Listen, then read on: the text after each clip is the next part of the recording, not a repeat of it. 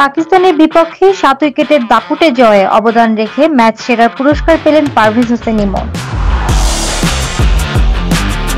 রোববার মিরপুর শেরেবাংলা জাতীয় ক্রিকেট স্টেডিয়ামে 3 ম্যাচের টি-20 সিরিজের প্রথম খেলায় আগে ব্যাট করতে নেমে মুস্তাফিজুর রহমান ও তাসকিন আহমেদের গতির শিকার হয়ে 19.3 ওভারে 110 রানে অল আউট হয় পাকিস্তান।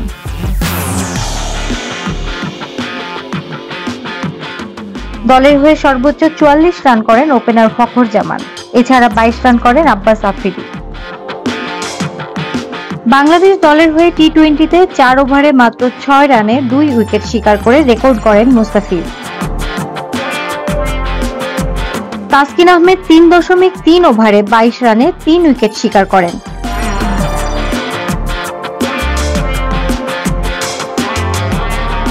টার্গেট তাড়া করতে নেমে 2.2 ওভারে তানজিদ হাসান তামিম ও লিটন দাসের উইকেট হারিয়ে বিপাকে পড়ে যাওয়া দলকে খেলায় ফেরান পারভেজ হোসেন ইমন ও তাওহিদ হৃদয়। তৃতীয় উইকেটে তারা 62 বলে 73 রানের রেকর্ড জুটি করেন।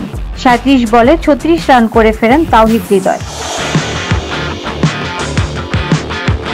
এরপর ব্যাটিংয়ে নামা জাকির আলী অনিককে সঙ্গে নিয়ে চতুর্থ উইকেটে 18 বলে 32 রানের অবিচ্ছিন্ন জুটি করে 27 বল আগেই দলের জয় নিশ্চিত করে মাঠ ছাড়েন ওপেনার পারভেজ হোসেন ইমন।